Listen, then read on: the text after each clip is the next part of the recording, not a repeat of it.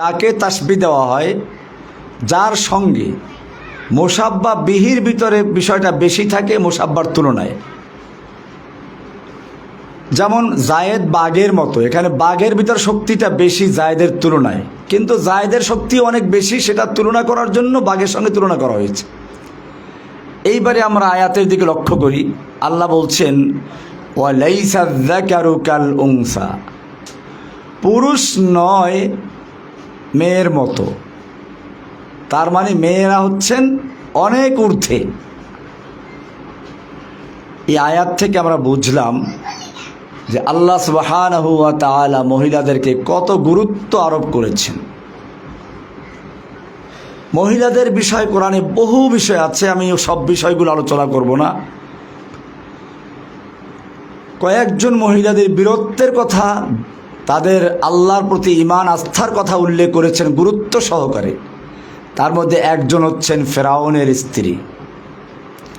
আল্লাহ তাআলা কোরআনে তুলনা করেছেন অদরাবাল্লাহু মাসালাল লিল্লাযীনা আমানু ইমরাআতা ফিরআউন إذ قالت رب ابن لي عندك بيتا في الجنة ونجني من فرعون وعمله ونجني من القوم الظالمين وضرب الله مثلا আল্লাহ সুবহানাহু ওয়া তাআলা দৃষ্টান্ত স্থাপন করেছেন, উপমা সেট করেছেন লিল্লাযীনা আমানু, যারা ঈমান এনেছে, ঈমান আনার পরে বিভিন্ন পরীক্ষার সম্মুখীন হয়, জেলে যায়, নির্যাতিত হয়, স্বামীর দ্বারা নির্যাতিত, শাশুড়ির দ্বারা নির্যাতিত, এরকম শাশুড়ির স্বামীর বাড়ির লোকজনদের দ্বারা নির্যাতিত, এরকম যারা বলে যে এত কষ্ট এত নির্যাতন, আল্লাহ তাআলা সেই নারীদেরকে, মুমিনদেরকে বোঝাচ্ছেন অদরাবাল্লাহু মাসালাল লিল্লাযীনা আমানু ইমরাআতা ফিরআউন, মুমিনদের জন্য, মুমিন নারী পুরুষদের জন্য ইমরাতে ফিরআউনকে দৃষ্টান্ত স্বরূপ পেশ করা হচ্ছে। إذ قالت رب ابن لي عندك بيتا في الجنة, যখন সে বলেছিল হে আমার রব, তুমি আমার জন্য তোমার নিকটে জান্নাতে একটা ঘর তৈরি করে দাও। তোমার নিকটে, ইনদাকা তোমার কাছে, বাইতান ফিল জান্নাহ জান্নাতের মধ্যে তোমার কাছে একটা ঘর তৈরি করে দাও। আল্লাহু আকবার, কি সুন্দর দোয়াটাই করেছেন। কেমনে এই দোয়াটা করলেন? এই দোয়া কেন করলেন তিনি? ফেরাউন সম্পর্কে আপনারা জানেন, ফেরাউনের অনেক চরিত্র আছে। কোরআনের সূরা কাসাসের শুরুতে আল্লাহ সুবহানাহু ওয়া তাআলা ফেরাউনের চরিত্র সুন্দরভাবে তুলে ধরেছেন। এছাড়া কোরআনের বহু জায়গায় ফেরাউনকে নিয়ে আলোচনা করেছেন। তো এইখানে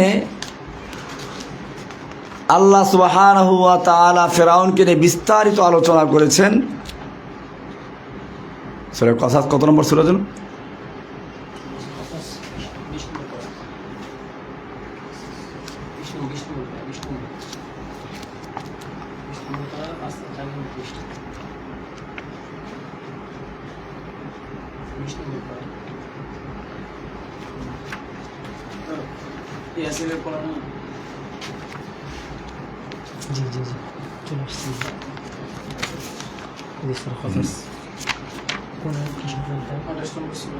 আল্লাহ সুবহানাহু ওয়া তাআলা ফিরআউন সম্পর্কে বলছেন নাতলু আলাইকা মিন নাবাই মূসা ওয়া ফিরআউনা বিল হক। নাতলু আলাইকা, হে নবী আপনার উপরে আমি তিলাওয়াত করছি, মিন নাবাই মূসা ওয়া ফিরআউনা বিল হক, ফিরআউন এবং মূসার বিষয়টি, সংবাদটি বিল হক, সত্য সহকারে। ফিরআউন এবং মূসার সংবাদ থেকে মিন নাবাই কিছু অংশ আমি আপনার সামনে পেশ করছি। লিকাউমি ইউমিনুন, মুমিনদেরকে বোঝার জন্য। এইখানে গিয়ে আল্লাহ বলছেন ইন্না ফিরআউনা আলা ফিল আরদ, নিশ্চয়ই ফিরআউন আলা ফিল আরদ একচ্ছত্র ক্ষমতার অধিকারী হয়েছিল। আলা মানে উলুফুন থেকে, সে সবার মাথার উপরে চড়ে বসেছিল। তার মানে তার কথা ছাড়া কারো চাকরি হয় না, তার কথা ছাড়া কোনো বিচার হয় না। বিচার বিভাগ, পুলিশ বিভাগ, যত রকমের মানুষকে সে নিজের গোলাম, নিজের দাস দাসীতে পরিণত করেছিল। আলা ফিল আরদ, এমনকি কোরআনের অন্য আয়াতে বলছেন আনা রব্বুকুমুল আ'লা, যেটা সূরা নাজিআতের ভিতর আছে, ফাহাশারা ফানাদা, সে তার দেশের লোকদেরকে জড়ো করলো এবং ঘোষণা করলো আনা রব্বুকুমুল আ'লা, আমি তোমাদের মহান রব, সবচেয়ে বড় রব। খালি রব দাবি করলো একটা কথা ছিল, দাবি করে বসলো মহান রব, সবচেয়ে বড় রব। এরপরে আর এক আয়াতে আল্লাহ বলছেন যে ফেরাউন বলেছিল লাইনিত্তাখাযতা ইলাহান গায়রি, আমাকে বাদ দিয়ে যদি অন্য কাউকে ইলাহ বানাও, মাবুদ বানাও, উপাস্য বানাও, কারো বিধান মানো, লাআজআলান্নাকা মিনাল মাসজুনিন, তাহলে আমি একটা সোজা জেলে ঢুকিয়ে দেব।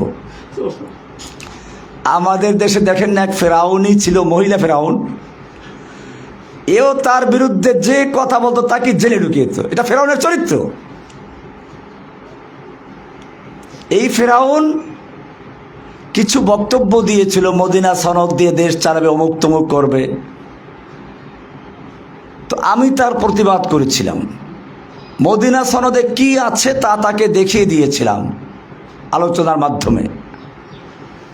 ওই ফেরাউন যেটা করেছিল, এই ফেরাউন সেটাই করেছে। কোরআনে যেটা বলা আছে লাইনিত্তাখাযতা ইলাহান গায়রি, আমাকে বাদ দিয়ে যদি কোনো ইলাহ বানাও, লাআজআলান্নাকা মিনাল মাসজুনিন, একটা সোজা জেলে ঢুকিয়ে দেব। এই জেলে ঢুকিয়েছিল আমাকে, এই জেলে ঢুকিয়েছিল আল্লামা সাঈদী রাহিমাহুল্লাহকে, এই জেলে ঢুকিয়েছিল হেফাজতের সব আলেমদেরকে, মাওলানা মামুনুল হক সহ আরও যত আলেম ওলামা এই দেশে আছেন। হেফাজতের চট্টগ্রামের, ব্রাহ্মণবাড়িয়ার কত লোকদের শহীদ করে দিল। এটা ফেরাউনের একটা বিশেষ বৈশিষ্ট্য। লাইনিত্তাখাযতা ইলাহান গায়রি, যদি তুমি আমাকে বাদ দিয়ে অন্য কোনো ইলাহ বানাও, তাহলে লাআজআলান্নাকা মিনাল মাসজুনিন, আমি তোমাকে সোজা জেলে পুরিয়ে দেব। এরপরে তার আর একটা বৈশিষ্ট্য যেটা এখানে আছে, ইন্না ফিরআউনা আলা ফিল আরদি ওয়া জাআলা আহলাহা শিয়া, এবং সে তার জাতিকে বিভিন্ন দলে, বিভিন্ন গ্রুপে বিভক্ত করেছিল। আমাদের সমাজের যে ফেরাউন বিদায় নিল, সেও একই কায়দায় এই জাতিকে বিভক্ত করেছিল, স্বাধীনতার পক্ষে, স্বাধীনতার বিপক্ষে, মুক্তিযুদ্ধের চেতনার পক্ষে, মুক্তিযুদ্ধের চেতনার বিপক্ষে, এই বিভিন্ন চেতনা তৈরি করে দিয়ে সে রাজত্ব কায়েম করেছিল ফেরাউনের মতো। ওয়া জাআলা আহলাহা শিয়া, সে তার জাতিকে বিভিন্ন দলে বিভক্ত করেছিল। ইস্তাদঈফু তাইফাতাম মিনহুম, যাদেরকে বিভিন্ন দলে বিভক্ত করেছিল তাদের একটা দলকে সে দুর্বল করে রাখত, তাদেরকে পুলিশ দিয়ে গ্রেপ্তার করাতো, বাড়িঘর লুটপাট করাতো। ইস্তাদঈফু তাইফাতাম মিনহুম, তাদের থেকে একটা গ্রুপকে সে দুর্বল করে রাখত। ইউযাব্বিহু আবনাআহুম ওয়া ইস্তাহয়ী নিসাআহুম, সে ওদের দুর্বল সম্প্রদায়, যাদেরকে দুর্বল করে রেখেছিল, তাদের পুরুষদেরকে সে জবাই করে ফেলতো, নারীদেরকে সে জীবিত রাখত। ইন্নাহু কানা মিনাল মুফসিদিন, আল্লাহ সুবহানাহু ওয়া তাআলা ইরশাদ করছেন যে সে ছিল একটা সন্ত্রাসী। আমাদের ফেরাউনও কত বড় সন্ত্রাসী ছিল, তার সোনার ছেলেরা এদেশে না করেছে এমন কি অপরাধ আছে? ধর্ষণ করেছে, লুটপাট করেছে, খুন করেছে, গুম করেছে, গরু চুরি করেছে, না করেছে কি? ওয়াইন্নাহু কানা মিনাল মুফসিদিন, সে ছিল একটা বড় সন্ত্রাসীদের মধ্য থেকে একজন, সন্ত্রাসীদের অন্যতম। এজন্য সে অন্যদেরকে সন্ত্রাসী বলতো। এদেশের আলেম ওলামা ইসলামের কথা যারা বলে তারা সব সন্ত্রাসী। এজন্য সে বিভিন্ন অজুহাত দেখিয়ে এদেশের ইসলাম প্রিয় কোরআনের যারা কথা বলতো এদেরকে সন্ত্রাস বিরোধী আইনে মামলা দিয়ে সব সন্ত্রাসী বানিয়ে জেলে ঢুকিয়ে দিয়েছিল। এবং এর মাধ্যমে বিশ্বের যারা ইসলাম বিদ্বেষী, ইসলামের শত্রু যারা, তাদেরকে দেখাতো যে ইসলাম ধ্বংস করার জন্য বাংলাদেশে আমাকেই থাকতে হবে, অন্যরা এরকমভাবে ইসলামকে নির্মূল করা, নির্মমভাবে মুসলিমদেরকে হত্যা করতে পারবে না। আর এ কারণেই সে এই জঙ্গি নাটক সাজিয়ে এতদিন পর্যন্ত ব্যবসা করে এসেছে। কিন্তু ঘুঘু, তুমি প্রতিদিন ধান খেয়ে যাও, আজকে ফাঁদে পড়েছে। এই ঘুঘু ধরা পড়েছে জঙ্গি নাটক সাজিয়ে সাজিয়ে। এই ১.৫ যুগ পর্যন্ত সে ক্ষমতা পাকাপোক্ত করতে পেরেছিল, কিন্তু শেষ সময় এসে এদেশের বলতে বলতে যখন তার জিহ্বাটা লম্বা হয়ে গেছে, এক সময় সে দেশের ছাত্র জনতা এবং সবাইকে সে রাজাকার বলে দিয়ে দিল। পতন যদি আসে এভাবেই আসে। চিংড়ি মাছ, আমার মা বোনরা ভালোই বুঝবেন, চিংড়ি মাছ যখন পানিতে সাঁতার কাটে, সামনে যখন হাঁটে তখন একটু একটু করে হাঁটে, আস্তে আস্তে হাঁটে। কিন্তু সামনে যদি কোনো বাধা পড়ে তো সে পিছন থেকে এক লাফে 10 মিনিটে যা গেছে সে এক লাফে পিছনে তার চেয়ে বেশি যায়। তার মানে চিংড়ি মাছ সামনে যা আগায় তার চেয়ে পিছনে আগায় বেশি। কারণটা কি? আমার মা বোনরা আপনারা ভালো বুঝতে পারবেন। চিংড়ি মাছের মাথায় পায়খানা থাকে। চিংড়ি মাছের মাথায় কি থাকে? দেখবেন যে চিংড়ি মাছের মাথায় মগজ আর পায়খানা কাছাকাছি থাকে। যেহেতু ওর মাথায় থাকে পায়খানা, এ কারণে সামনে যা আগায় তার চেয়ে পিছনে আগায় বেশি। আমাদের হাঁচু আপার মাথায় পায়খানা ঢুকেছিল। এই হাঁচু আপা কুফফারদেরকে খুশি করার জন্য, ইসলামের শত্রুদেরকে খুশি করার জন্য এদেশের হক্কানি ওলামায়ে কেরাম, মুফাসসিরে কোরআন, কোরআনের পাখিদেরকে এক এক করে জেলে ঢুকিয়েছে।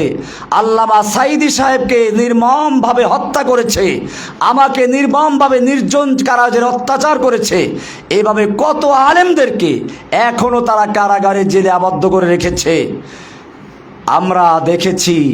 এর কারণ হচ্ছে তার মাথায় ইসলাম বিদ্বেষের ক্যারা ঢুকেছিল, পোকা ঢুকেছিল, পায়খানা ঢুকেছিল। সেজন্য সে যতটুকু সামনে আগাত তার চেয়ে বেশি পিছনে আগাত। এক রাজাকার বলে এমন এক ধাক্কা মেরেছে যে ধাক্কায় তার সব পিছনে ফেলে তাকে একেবারে পালাতে বাধ্য করেছে। মায়েরা আমার, বোনেরা আমার, ফেরাউনের চরিত্র আমি এজন্য বলছি, যেহেতু ইমরাতে ইমরানের আলোচনা কোরআনে গুরুত্ব সহকারে আল্লাহ বয়ান করেছেন। এই সন্ত্রাসী ফেরাউন আমাদের যুগেরও যুগে যুগে ছিল। আল্লাহ তাআলা বলছেন যে ফেরাউনরা একটা সময় পর্যন্ত অত্যাচার করতে পারে, এরপরে ধরা খেয়ে যায়। যেমন আমাদের ফেরাউন এক কথা বলে শুধু বলছে যে মুক্তিযোদ্ধার নাতিরা চাকরি পাবে না, চাকরি পাবে রাজাকারের নাতিপুতিরা। সে এক কথায় গোটা জাতিকে রাজাকার বানিয়ে দিল। আর রাজাকারের নাতিপুতিরা এমনভাবে ফুঁসে উঠল, রাতের মধ্যেই তারা ঘর ত্যাগ করে বের হয়ে পড়ল। আল্লাহ এবারে বলছেন, ওয়ানুরিদু আন্নামুন্না আলাল্লাযীনা ইসতুদঈফু ফিল আরদ, আল্লাহ রাব্বুল আলামিন বলেন, অনুরিদু আন্নামুন্না আলাল্লাযীনা ইসতুদঈফু ফিল আরদি, যাদেরকে পৃথিবীতে দুর্বল করে রাখা হয়েছিল, আমি ইচ্ছে পোষণ করলাম তাদের প্রতি দয়া করতে, অনুগ্রহ করতে। ওয়া নাজআলাহুম আইম্মাহ, এবং তাদেরকে আমি নেতা বানাবার ইচ্ছে করলাম। ওয়া নাজআলাহুম আইম্মাতান, আইম্মা ইমাম বানিয়ে দিব। ওয়া নাজআলাহুমুল ওয়ারিসিন, এবং তাদেরকে সেই পৃথিবীর ওয়ারাসাত দান করব, মালিক বানিয়ে দিব। ওয়া নুমাক্কিনা লাহুম ফিল আরদি, এবং তাদেরকে জমিনের তামকিন করে দিব, শক্তিশালী করে দিব, তাদের ক্ষমতা দান করব। ওয়া নুরিয়া ফিরআউনা ওয়া হামানা ওয়া জুনুদাহুমা, এবং আমি দেখিয়ে দেব ফিরআউনকে, হামানকে এবং তাদের সৈনিকদেরকে, মিনহুম মা কানু ইয়াহযারুন, তারা যেটা ভয় করত সেটা তাদেরকে দেখিয়ে দিব। ফিরআউন হাঁচু আপা, হামান কাউয়া আপা, না কাউয়া আপা তো না, কাউয়া কাদের, অজুনুদাহুমা, এবং তার পুলিশ বাহিনী, অজুনুদাহুমা। আল্লাহ রাব্বুল আলামিন বলছেন, আমি ফিরআউনকে, হামানকে এবং তাদের সৈনিকদেরকে দেখিয়ে দিব, হাঁচু আপাকে, কাউয়া কাদেরকে দেখিয়ে দিব এবং তার সৈনিকদেরকে দেখিয়ে দিব।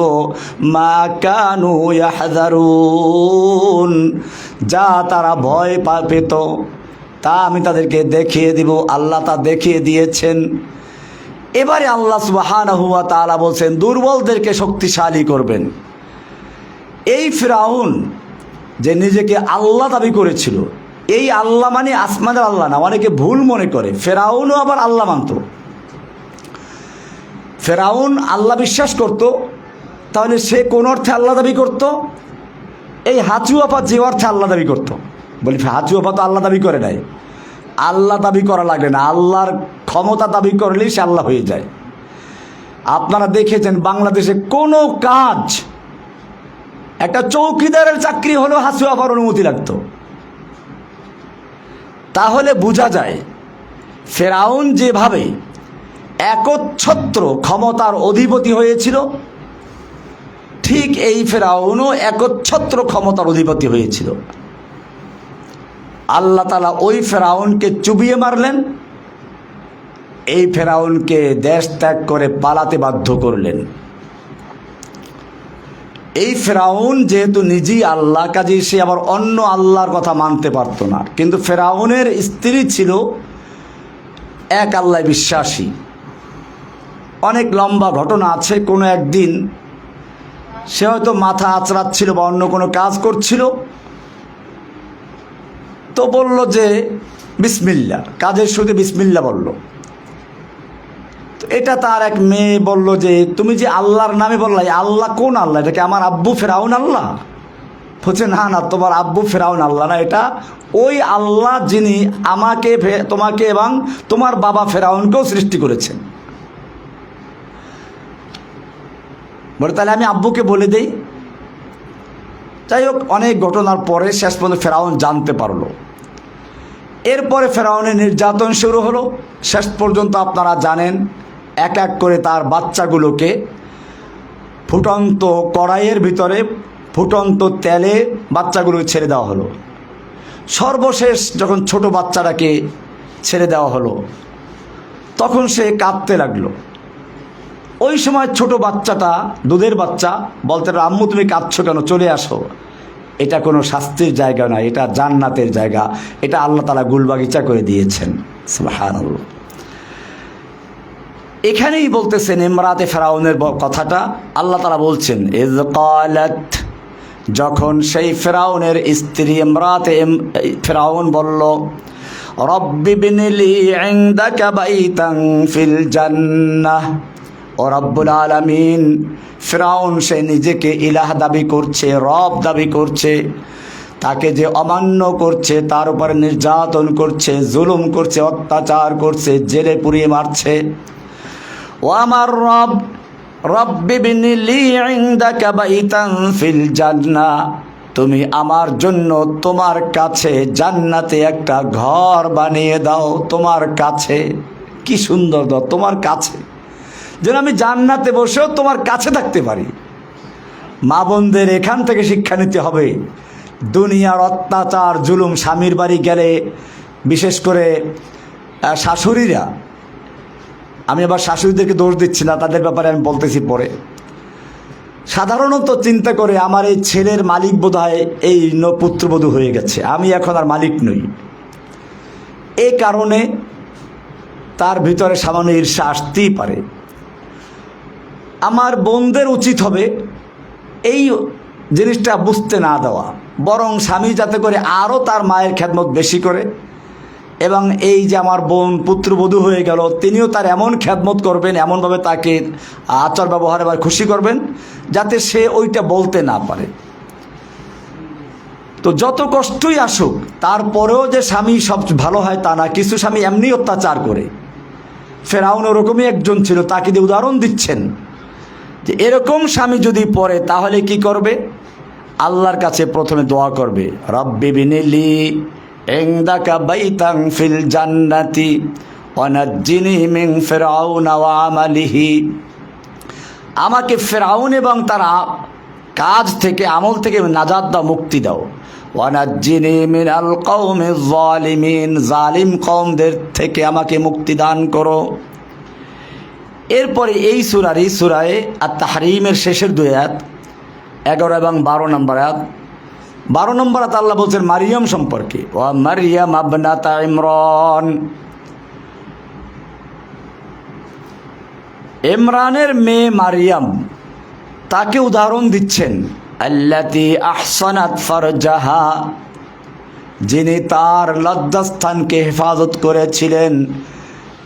এটা একটা বিশেষ মর্যাদা, যে মেয়ে, যে নারী তার লজ্জাস্থানকে হেফাজত করবে, আল্লাহ তাআলা বলছেন তাকে আমি কি পুরস্কার দিলাম? ফানাফাখনা ফীহি মির রূহিনা, আমি তার ভিতরে আমার রূহের থেকে একটা রূহ ফুঁকে দিলাম। তার মানে বিশেষ রূহ, বাবা ছাড়া একটা রূহ তাকে দান করলাম।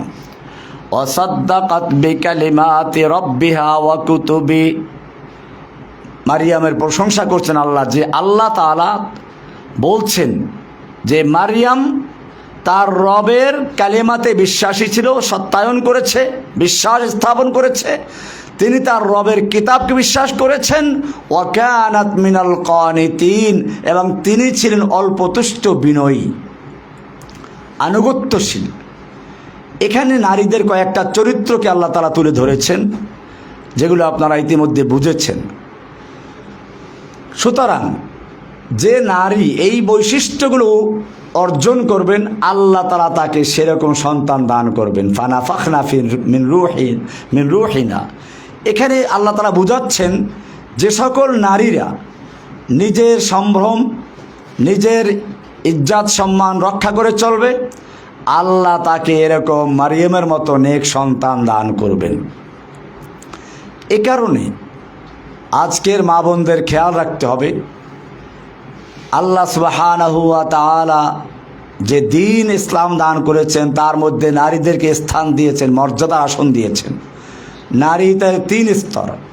হয়তো সে মেয়ে হলে পরে আল্লাহ রাসূল সাল্লাল্লাহু আলাইহি ওয়াসাল্লাম বলছেন যার 3টা মেয়ে হলো তার জন্য জান্নাত। এরকমভাবে সাহাবী তারপরে আরও প্রশ্ন করেছেন। মেয়ে 2য় স্তরে হয় স্ত্রী, 3য় স্তরে হয় মা। প্রত্যেকটা আলাদা আলাদা জায়গা আছে, সম্মানের জায়গা আছে।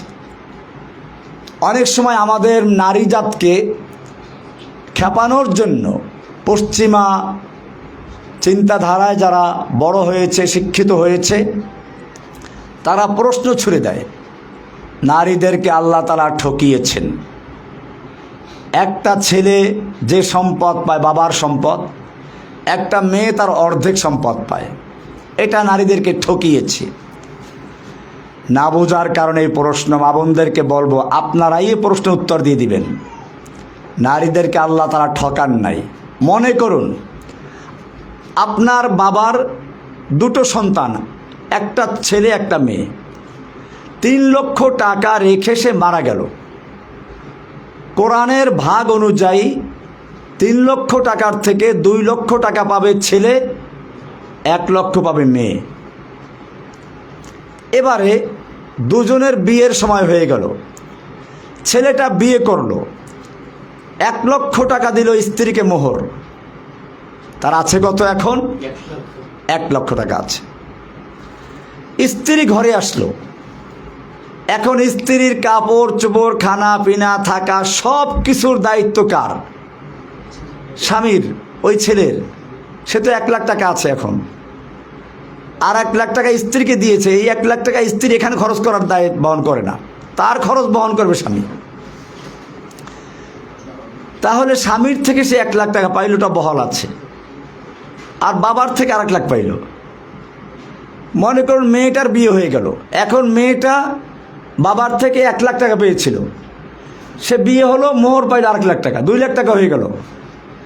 এরপরে সে স্বামীর ঘরে থাকে, খাওয়া দাওয়া সব স্বামীর হোটেলে, তার কোনো খরচ নাই, তাহলে তার 2 লাখ টাকা বহাল রয়ে গেল। এরপরে এখন যদি ওই 2 লাখ টাকার মালিক যে মহিলা, 1 লাখ টাকার মালিক ভাইয়ের কাছে আসে, এই মেহমানদারির খরচ কার? মেয়ের না বা ছেলের? এরপরে এই একটা মেয়ে, সে তার যেমন বাবার থেকে সম্পদ পেয়েছে, স্বামীর সম্পদের ভাগ পাবে। সে শুধু 1 লাখ টাকা মোহর পেয়ে ক্ষান্ত না, স্বামীর সন্তানের ভাগ পাবে, সন্তানের সম্পদের ভাগ পাবে। এইভাবে দেখা যায় যে একজন মেয়ে কয়েক দিক থেকে সম্পদ পায়। তাহলে এই যে কথাটা বলা হচ্ছে ইসলাম নারীদেরকে ঠকিয়েছে, এটা ওরা না জানার কারণে বলে। কর্মস্থল ভিন্ন জিনিস। হ্যাঁ, কোরআনে মেয়েদের সম্পর্কে বলেছে, ওয়ালা তাবাররাজনা তাবাররুজাল জাহিলিয়াতিল উলা, তোরা জাহিলি যুগের মেয়েদের মতো প্রকাশ্যে চলাফেরা করো না। এখানে কিন্তু বলা হয় না যে একেবারে তারা চলাফেরা করতেই পারবে না। ওরা অভিযোগ করে যে নারীদেরকে ইসলাম 4 দেয়ালে আবদ্ধ করে দিয়েছে। না, 4 দেয়ালে আবদ্ধ করে নাই। আল্লাহর নবীর যুগেও তো মেয়েরা আল্লাহ নবীর কাছে আসতো, প্রশ্ন করত, আল্লাহর নবী সাল্লাল্লাহু আলাইহি ওয়াসাল্লাম তাদেরকে উত্তর দিতেন। তাহলে 4 দেয়ালে আবদ্ধ করলো কোথায়? সুতরাং আপনাদের বড় দায়িত্ব হচ্ছে নারীদের সমাজে ইসলামের সৌন্দর্যগুলো তুলে ধরা, এবং সবচেয়ে বড় দায়িত্ব হচ্ছে একজন মা সন্তানের জন্য প্রথম পাঠশালা। মা যদি শিশুবেলায় সন্তানকে তাওহীদ শিক্ষা দেয়, দ্বীনের ইলম শিক্ষা দেয়, তাহলে ওই ছেলে পরবর্তীতে কখনো আর নাস্তিক হতে পারে না। ছোটবেলায় আপনি যদি সাঁতার শিখে থাকেন, এরপরে পানিতে পড়ে যান, মরার ভয় থাকে না। ডোবায় পড়ুক, পুকুরে পড়ুক, এমনকি সাগরেও যদি লঞ্চ ডুবে যায়, জাহাজ ডুবে যায়, বাঁচার সম্ভাবনা আছে। সাঁতার জানে যেহেতু, একসময় সে হয়তো খড়কুটা পেয়ে যাবে কিছু একটা। আর যদি সাঁতারটাই না জানে, তাহলে সে বাড়ির পাশে ডোবায় পড়েও মারা যাবে। ঠিক এই সাঁতার শেখানো মানে ইসলামের প্রথম শিক্ষা দেওয়ার দায়িত্ব হচ্ছে মায়ের। মা তার সন্তানকে প্রথম ইসলামের সাঁতার শিখাবে, আল্লাহ শিখাবে, রাসূল শিখাবে, কালেমাতুশ শাহাদাত শিক্ষা দিবে, আল্লাহ বা আল্লাহর রাসূলের আনুগত্য শিক্ষা দিবে। এইভাবে যখন একজন মা তার সন্তানকে তৈরি করবে, সেই সন্তানও কোনো সময় তার মা বাপকে ভুলতে পারে না। আজকে সমাজে এই যে মা বাপকে আনুগত্য করে না, মা বাবার সাথে বেয়াদবি করে, এর একটা বড় কারণ হচ্ছে মা বাপ তার দায়িত্ব ঠিকমতো পালন করছে না। সুতরাং খেয়াল রাখতে হবে, আমরা যদি আল্লাহর হুকুম মতো আমাদের সন্তানদেরকে লালন করি, পালন করি, সন্তানরাও আল্লাহর হুকুম মতো আমাদের খেদমত করবে। আর যদি আমাদের দায়িত্ব আমরা পালন না করি, তাহলে সন্তান কেন আমাকে খেদমত করবে? আমি তো তার দায়িত্ব পালন করি নাই। মায়েরা আমার, বোনেরা আমার, আপনাদের এখন কি শিক্ষা দায়িত্ব? প্রথম কি দায়িত্ব রয়েছে? প্রথম দায়িত্ব হচ্ছে আপনাদের তাওহীদ শিক্ষা দেওয়া। মনে রাখতে হবে, ইসলামের মূল ভিত্তি হচ্ছে তাওহীদ। আল্লাহর রাসূল সাল্লাল্লাহু আলাইহি সাল্লাম একটা তাঁবুর সঙ্গে তুলনা করেছেন ইসলামের বেনাগুলোকে। নামাজ, রোজা, হজ, যাকাত, ঈমান, এর উপর ইসলামের ভিত্তি স্থাপন করা হয়েছে, বেনা রাখা হয়েছে। কেন? মূলত মানুষ, একজন মানুষ হচ্ছে একটা ছোট্ট পৃথিবী। খুব খেয়াল করে জিনিসটা শুনবে, আমি একটা ভূমিকা পেশ করব, তারপরে মূল কথায় আসবো। আবার পৃথিবীর মৌলিক উপাদান হচ্ছে চারটি: আগুন, পানি, মাটি, বাতাস। আর এই প্রত্যেকটা জিনিসের এক একটা রোগ আছে। আগুনের রোগ হচ্ছে কি, আগুন যদি আপনি নিচেও জ্বালান সে উপরে উঠবে, তার গতি ঊর্ধ্বে। মানুষের মধ্যে আগুন আছে, সুতরাং মানুষের মধ্যে অহংকার থাকে, আমি বড়, আমি উপরে। এবং শয়তান যে আদমকে সেজদা করে নাই তার কারণ ছিল এটাই, খলাকতানি মিন নারিন ওয়া খলাকতাহু মিন তিন। আমি কেন আদমকে সেজদা করব? তুমি আদমকে সৃষ্টি করেছো মাটি দিয়ে, আমাকে সৃষ্টি করেছো আগুন দিয়ে। আগুনের গতি হলো ঊর্ধ্বে, মাটির গতি নিম্নে। সুতরাং যুক্তির কথা হচ্ছে আগুনের সামনে মাটি নত হবে, মাটির সামনে আগুন নয়। যুক্তিবাদী, প্রথম যুক্তিবাদী হচ্ছে শয়তান। প্রথম যুক্তিবাদীকে আল্লাহর হুকুমের সামনে বিরুদ্ধে যে ব্যক্তি প্রথম যুক্তি পেশ করেছে শয়তান। সুতরাং বোঝা গেল যারা আজকে বলে ইসলাম নারীদেরকে ঠকিয়েছে, যুক্তি পেশ করে, তাদের প্রথম গুরুকে, এরা সব শয়তানের মামা, শয়তানের শিষ্য। তো আমি বলছিলাম যে মানুষের মধ্যে আগুন আছে, আর আগুনের বৈশিষ্ট্য হচ্ছে অহংকার। সেজন্য শয়তানও অহংকারী হয়েছিল, মানুষের মধ্যে অহংকার আছে। আল্লাহ সুবহানাহু ওয়া তাআলা এই অহংকার রোগের চিকিৎসার জন্য দান করেছেন সালাত, নামাজ। নামাজে আমরা যখন দাঁড়াই প্রথমে কানে হাত দিই, এরপরে বুকে হাত বাঁধি, এরপরে রুকু থেকে মাথা ঝুঁকিয়ে দিই, এরপরে সেজদায় গিয়ে আমরা মাথাটাকে মাটির সঙ্গে মিশিয়ে দিই, যেন প্রমাণ করছি নামাজের মাধ্যমে কি আমি তো মাটির মানুষ। মিনহা খালাকনাকুম ওয়া ফিহা নুঈদুকুম ওয়া মিনহা নুখরিজুকুম তারাতান উখরা।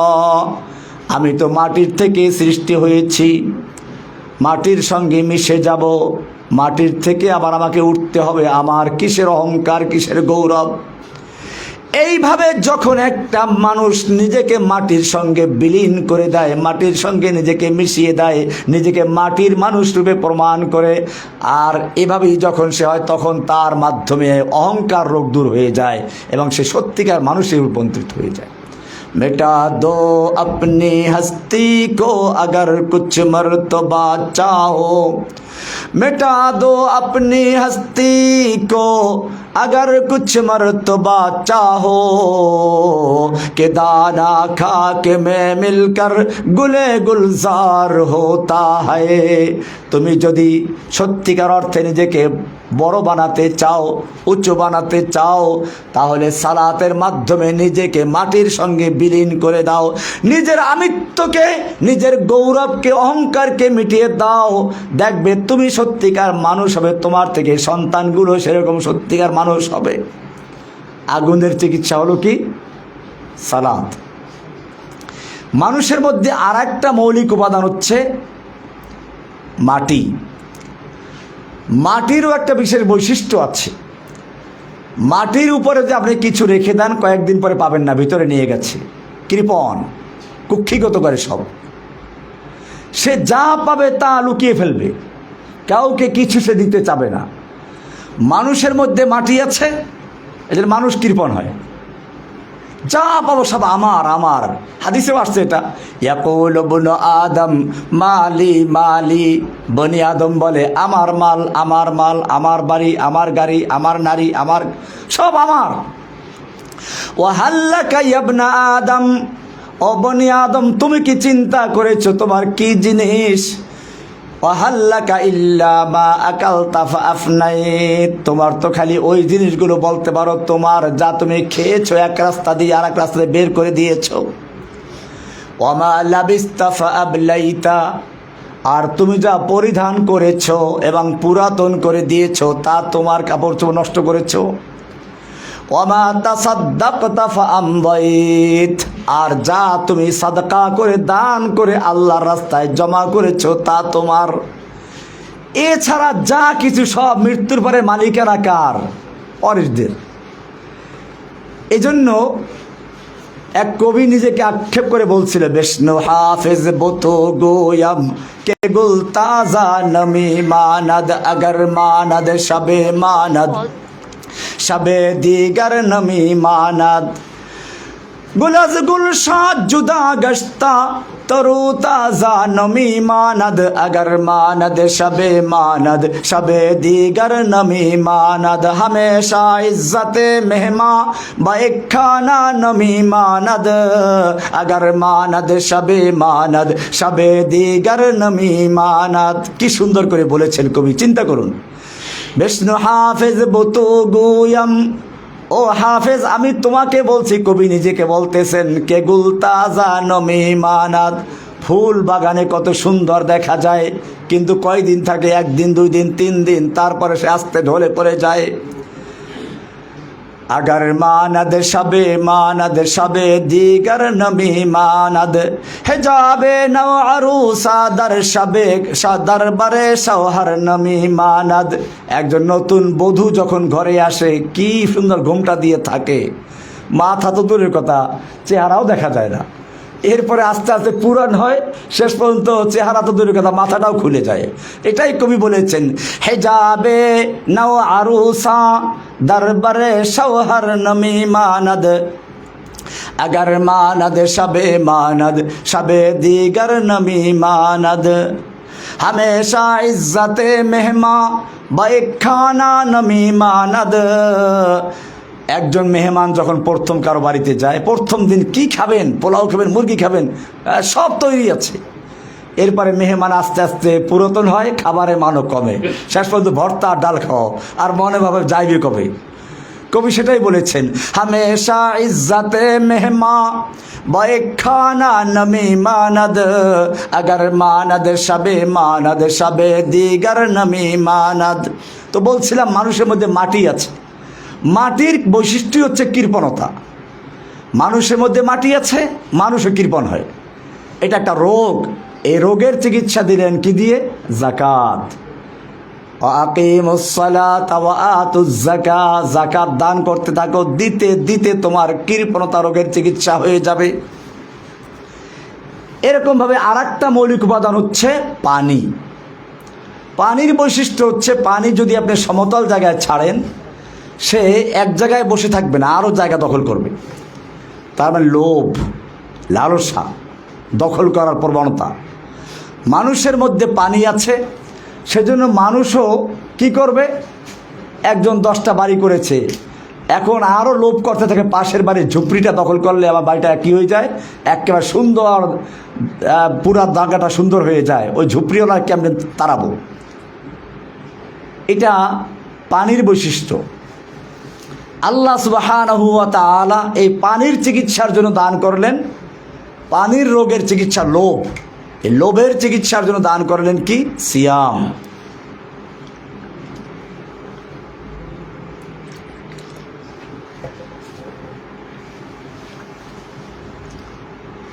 সওমের মাধ্যমে, রোজার মাধ্যমে একজন মানুষ সামনে খাবার পায়, পানীয় পায়, স্ত্রী পায়, চাহিদা থাকা সত্ত্বেও সে এগুলো ব্যবহার করতে পারে না। কাকে ভয় করে?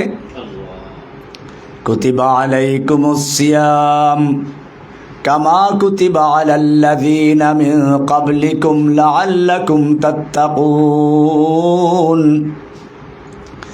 এমনিভাবে আর একটা হচ্ছে বাতাস।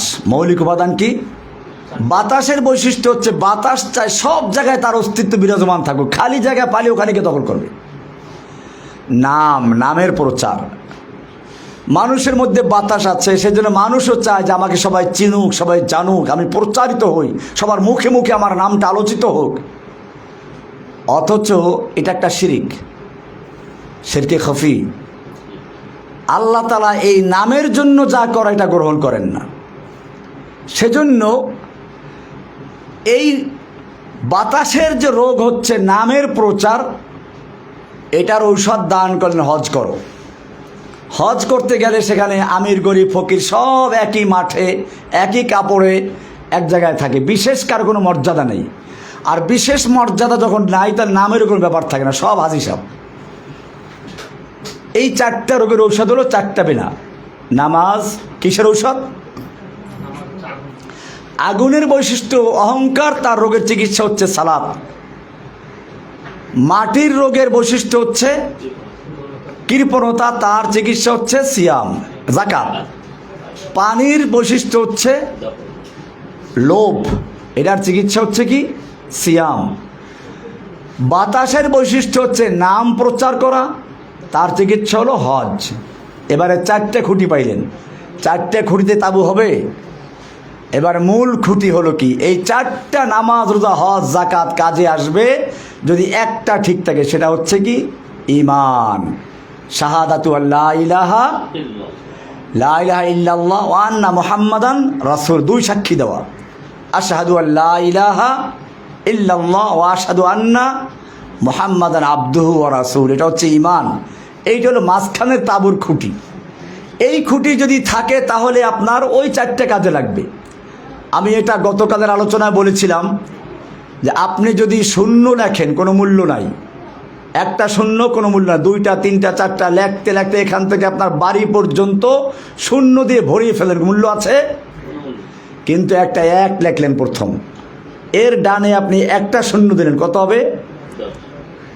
10। আর এক শূন্য 100, আর এক শূন্য 1000, আর এক শূন্য 10,000, আর এক শূন্য 1,00,000। এখন আপনি শূন্য যত দিবেন একের মূল্য তত বাড়বে। ঠিক তেমনি ভাবে ইসলামের মূল ভিত্তি হচ্ছে তাওহীদ, লা ইলাহা ইল্লাল্লাহ, ঈমান ও আন্না মুহাম্মাদার রাসূলুল্লাহ। এইটা হচ্ছে ঈমান, এটা মাঝখানের খুঁটি। এই দুই সাক্ষী না দেওয়া পর্যন্ত নামাজ রোজা হজ যাকাতের কোনো কাজে আসবে না। আপনাদের মৌলিক দাওয়াত হচ্ছে এই তাওহীদকে প্রতিষ্ঠিত করা। আজকে আমাদের সমাজে মানুষ ইসলামের দাবি করে কিন্তু তাওহীদ বুঝে না। ইসলামের মূল জায়গা এখানেই। নতুবা মক্কার কাফেররাও বিশ্বাস করতে আল্লাহ আছে, কোরআনে স্পষ্ট আছে, মা বোনরা ভালো করে বুঝবেন। আল্লাহ তাআলা মক্কার কাফেরদের সম্পর্কে কোরআনে বলেছেন, ওয়ালা ইন সালতাহুম মান খালাকাহুম, আপনি যদি মক্কার কাফেরদেরকে জিজ্ঞেস করেন কে ওদেরকে সৃষ্টি করেছে, লা ইয়াকুলুন্নাল্লাহ, তারা বলবে সৃষ্টি করেছেন কে? আল্লাহ, অবশ্যই বলবে। ওয়ালা ইন সালতাহুম মান নাযালা মিনাস সামাই মাআন ফাআহইয়া বিহিল আরদা মিন বাদি মাউতিহা, আপনি যদি ওদেরকে জিজ্ঞেস করেন কে আসমান থেকে পানি বর্ষণ করে, সেই পানির মাধ্যমে মৃত্যু জমিনকে তরুতাজা করে ফসল উৎপন্ন করার জন্য আবার জীবিত করে দেন কে? লা ইয়াকুলুন্নাল্লাহ, তারা বলবে সব করেন কে? আল্লাহ। তাহলে বোঝা যায় আমরা যেমন বিশ্বাস করি আসমান জমিনের মালিক আল্লাহ, চন্দ্রের সূর্যের মালিক আল্লাহ, এরকম আমার তোমার সৃষ্টি করার মালিক আল্লাহ, এগুলো মক্কার কাফেররা বিশ্বাস করত। তাহলে গণ্ডগোলটা ছিল কোন জায়গায়? গণ্ডগোলটা ছিল কি আমরা বুঝবো রাসূল সাল্লাল্লাহু আলাইহি ওয়াসাল্লাম প্রথম দাওয়াতের ঘটনা দেখলে পরে। আল্লাহর নবী সাল্লাল্লাহু আলাইহি ওয়াসাল্লাম নবুয়ত প্রাপ্তির পরে 3 বছর পর্যন্ত গোপনে দাওয়াত দিলেন। এরপরে আল্লাহর পক্ষ থেকে নির্দেশ জারি হলো, ফাসদা বিমা তুমার, হে নবী আপনি যা আদিষ্ট হয়েছেন তা প্রকাশ্যে বলুন।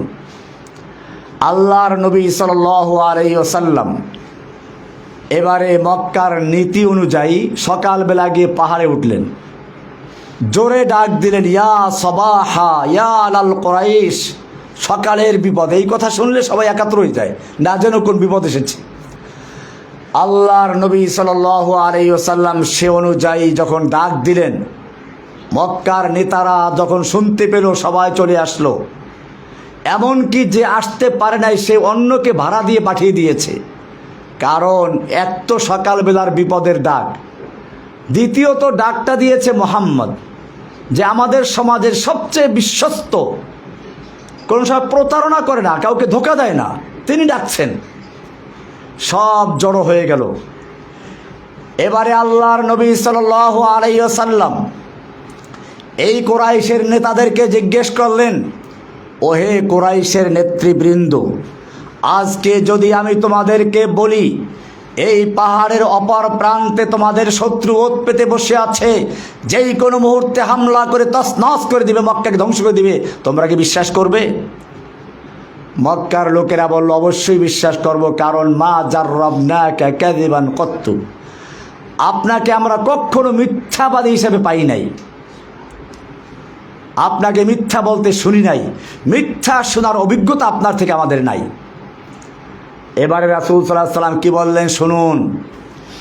রাসূল সাল্লাল্লাহু আলাইহি সাল্লাম বললেন, ওহে ইয়া আইয়ুহান নাস, এইখানে শুধু মক্কাবাসীদেরকে নয়, গোটা বিশ্ববাসীকে বলছেন, ইয়া আইয়ুহান নাস কুলু লা ইলাহা ইল্লাল্লাহ তুফলিহুন। ও বিশ্ব মানব, বিশ্ববাসী শুনে রেখো, যদি তোমরা একটা কালিমার সাক্ষ্য দাও, লাউ কুলতুম কালিমাতান ওয়াহিদাতান, তোমরা যদি একটা কালিমা, একটা কথা, একটা বাক্য মেনে নাও, তামলিকুনা বিহাল আরব, গোটা আরবের তোমরা মালিক বনে যাবে, ওয়া তাদিনু লাকুমুল আজম, অনারব বিশ্ব তোমাদের দিন গ্রহণ করবে। কয়টা কথা মানতে হবে? একটা কথা, একটা। আবু জাহেল তো খুশি, একটা কথা মেনে নিলে গোটা আরব দেশ আমাদের দখলে চলে আসবে, অন্য বিশ্ব আমাদের নেতৃত্ব মেনে নিবে। আরে মোহাম্মদ তাড়াতাড়ি বলো, একটা কথা 10টা মানবো, বলো কি কথা সে। এবারে দেখুন কি হচ্ছে। আল্লাহর নবী যেই ঘোষণা করে, ইয়া আইয়ুহান নাস কুলু লা ইলাহা ইল্লাল্লাহ, ও আরব বিশ্ব, ও গোটা বিশ্ববাসী শুনে রেখো, সেই একটা কথা আর কিছু নয়, সে কথা হচ্ছে লা ইলাহা ইল্লাল্লাহ বলো। সঙ্গে সঙ্গে আবু লাহাব খেপে গেল, নবীর আপন চাচা। আবু জাহেল খেপে গেল। আবু জাহেল কিন্তু আপন চাচা নয়, এটা ভুল কথা, গ্রামের চাচা, এলাকার চাচা। আপন চাচা হচ্ছে আবু তালেব। আবু তালেব খেপে গেল, আবু লাহাব খেপে গেল, আবু জাহাল খেপে গেল, মক্কার তারা সব তছনছ করে দিল। আল্লাহর নবীর পক্ষে কথা বলার মতো একটা লোক পাওয়া গেল না। আল্লাহ সান্ত্বনা দিলেন, তাব্বাত ইয়াদা আবি লাহাবিন ওয়া তাব্বা মা আগনা আনহু মালুহু ওয়া মা কাসাব সায়াসলা নারান যাতা লাহাব আমরাআতুহু হাম্মালাতাল হাতাব ফি জিদিহা হাবলুম মিন মাসাদ। আল্লাহ তাআলা সান্ত্বনা দিলেন। প্রশ্ন হচ্ছে, কেন লা ইলাহা ইল্লাল্লাহ বলার সঙ্গে সঙ্গে আবু লাহাব খেপে গেল কেন? আবু লাহাব বুঝতে পেরেছিল লা ইলাহার মধ্যে কি আছে। লা ইলাহা ইল্লাল্লাহর দুইটা পার্ট, দুইটা অংশ। প্রথম অংশ হচ্ছে লা ইলাহা, কোনো ইলাহা নাই, সব বাদ।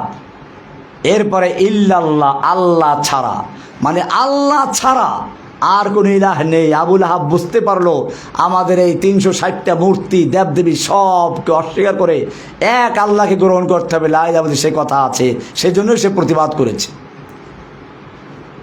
আমার মায়েরা, বোনেরা, মনে রাখতে হবে। আমি উদাহরণ দেই, পুরাতন বিল্ডিংয়ে নতুন করে রং করলে মানুষ কী করে? আগে পুরাতন রংটা ঘষে মেজে ধুয়ে মুছে পরিষ্কার করে তারপরে নতুন রং করে। কেন? পুরাতন রঙের উপরে রং করলে ওই নতুন রং টিকবে না, পড়ে যাবে।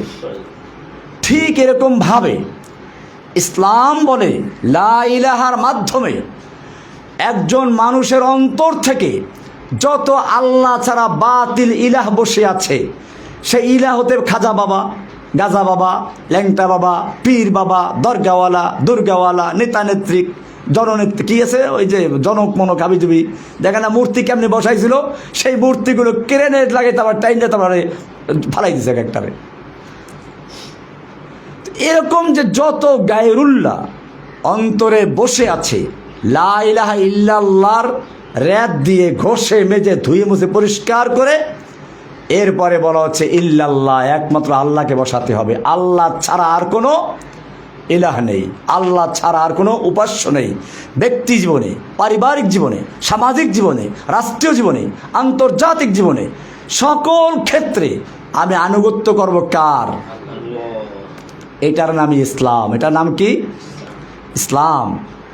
ইসলাম মানে আপনারা মিজান পড়েছেন, সেখানে লেখা আছে মুন সাহেবের ভিতরে, আল ইসলাম ও গর্দান নেহাদান বাতাত।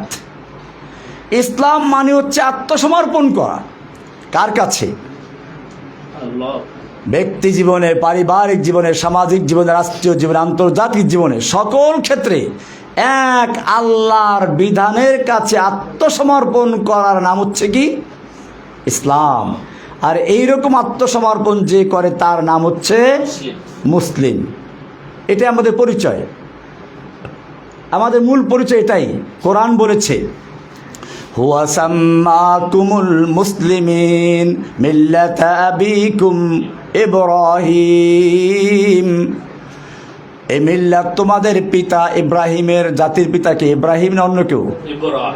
মিল্লাতা আবিকুম ইব্রাহিম হুয়া সাম্মাকুমুল মুসলিমিন, তিনি তোমাদের নামকরণ করেছেন মুসলিমিন করে। এই ইসলামের মূল ভিত্তি হচ্ছে তাওহীদ, লা ইলাহা ইল্লাল্লাহ। এবারে সেই আল্লাহর হুকুম মানব কি মন গড়া তরিকায়? মা বোনদের ভালো করে বুঝবেন। ধরুন জোহরের ফরজ নামাজ কয় রাকাত? 4 রাকাত। আসরের ফরজ কয় রাকাত? 4 রাকাত। এশার ফরজ কয় রাকাত? মাঝখানে মাগরিবের নামাজ হলো 3 রাকাত। এখন যদি কোনো ব্যক্তি আজকের থেকে বলে যে অসুবিধা কি, মাগরিবের নামাজটাও 4 রাকাত পড়ব, 1 রাকাত বেশি বললে একটা রুকু বাড়বে, সেজদা বাড়বে, সুবহান রাব্বিল আযীম বাড়বে, আলা বাড়বে, সমস্যা কি? আমি তো ভালো কাজই করছি, অসুবিধা কি? নামাজ হবে? হবে না। কেন হবে না? আল্লাহর হুকুম, রাসূলের তরিকা চলতে হবে। আল্লাহ বলেছেন সালাত কায়েম করো, কেমনে কায়েম করব তা দেখিয়েছেন কে?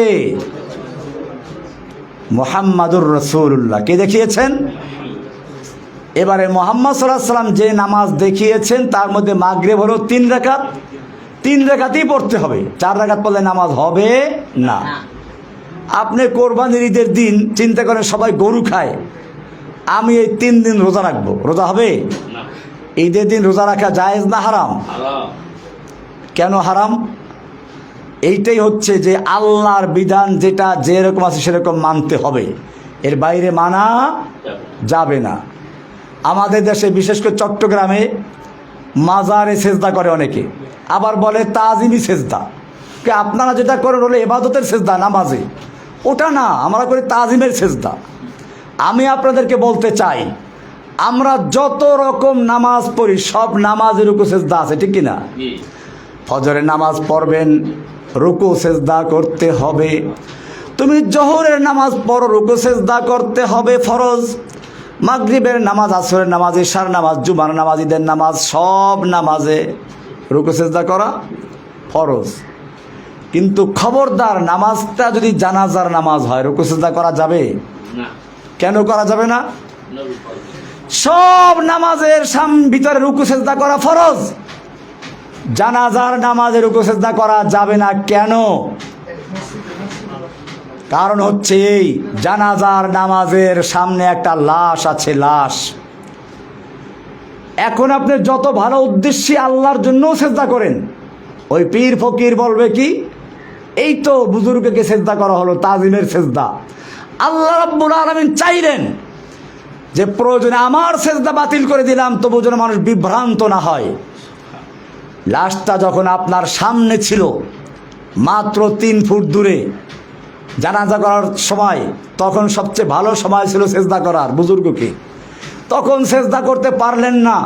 লাশটা যখন মাটির ভিতরে চলে গেল, তখন কোন বিবেক সেজদা করার জন্য পারমিশন দিল? মাটির ভিতরে চলে গেল, বাস আসলো, হোগলা আসলো, তারপর সেজদা করতেছে। সুতরাং বোঝা গেল কবরে সেজদা করা জায়েজ না হারাম? কোনো প্রকার সেজদা জায়েজ নেই। সুতরাং আমাদের মনে রাখতে হবে, আমরা আল্লাহর হুকুম মানব কার তরিকায়? রাসূল সাল্লাল্লাহু আলাইহি ওয়াসাল্লামের দেখানোর তরিকা, এটাই হচ্ছে ইসলাম, এটাই হচ্ছে আল্লাহর হুকুম পাবো কোরআনে, রাসূলের তরিকা পাবো কোথায়? হাদিসে। কোরআন এবং হাদিসের মাধ্যমে আমরা শিখবো আমাদের দিন। আল্লাহ সুবহানাহু ওয়া তাআলা আমাদের সকলকে বিষয়গুলোকে বুঝার এবং আমল করার তৌফিক দান করুন। ওয়া আখিরু দাওয়ানা আনিল হামদুলিল্লাহি রাব্বিল আলামিন। আর কোনো প্রশ্ন আছে?